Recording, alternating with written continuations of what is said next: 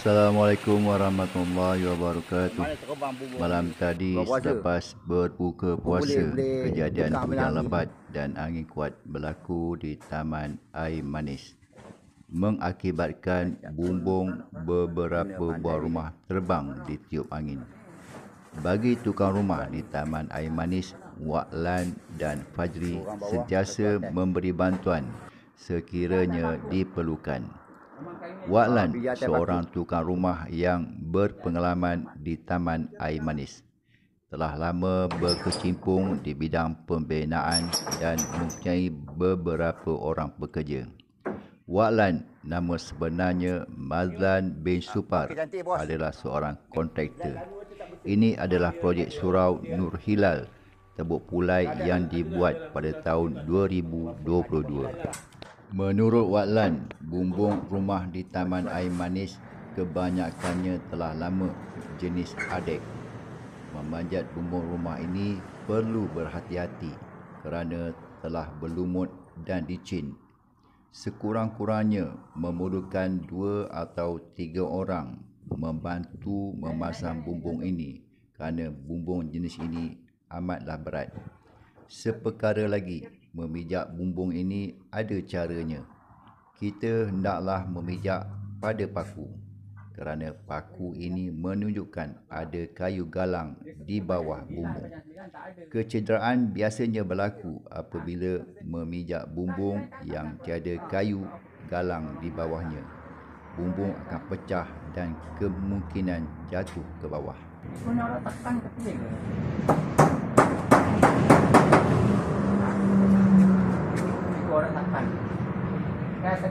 Wak Lan sentiasa memantau pekerja-pekerjanya membuat kerja. Dia akan memberi nasihat dan menegur pekerja-pekerjanya sekiranya melakukan kesilapan. Kerja-kerja memanjat, terutamanya bahagian bumbung, tidak sama bekerja di bahagian bawah. Lebih tak apa, cantik lah. Kau pasang yang pendek dulu. 4, 8. Pasang yang pendek, yang panjang letak atas dia nanti.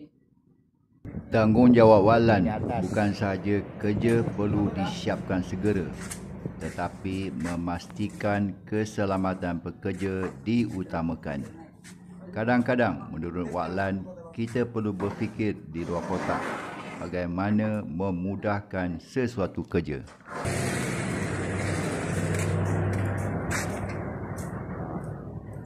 Tengok sukat tu. Orang nyapu. Tak sampai. Bagi 2 tak sampai saya. Dia 9 kaki sensui. Memang 9. Komunikasi di antara pekerja dengan Wak Lan amatlah baik. Fajri telah lama bekerja dengan Wak Lan. Dia akan memberi maklumat, cadangan dan bertanya kepada Wak Lan.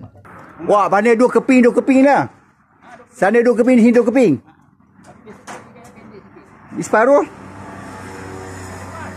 Oh, tak lepas. Aku pegang jalan ni. Pijak tanpa aku.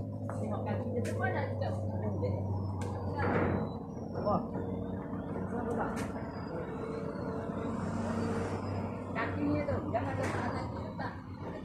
Dia tak ada tulang. Jangan ada paku. Yang tak ada paku jangan letak kaki. Kaki jatuh punya tak payah. Buat amalkan macam itu bagus.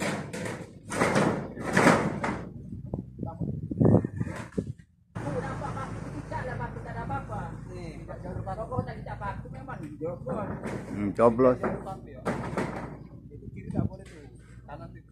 Pijak tanpa aku.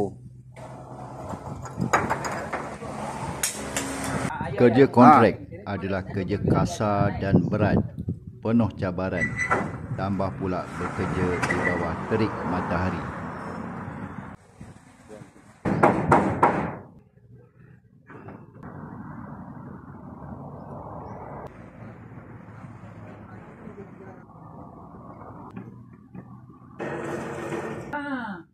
Berikut kan?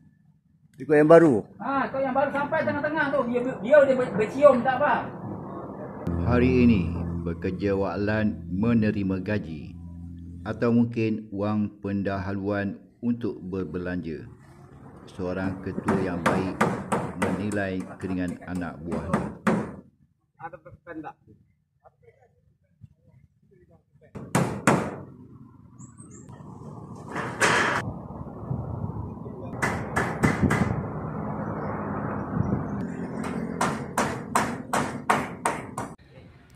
Oh, panas sikit. Hati bumbung tu menggelagak. Nampak cahaya matahari lah. Ada yang terbit tengah hari. Oh, nampak.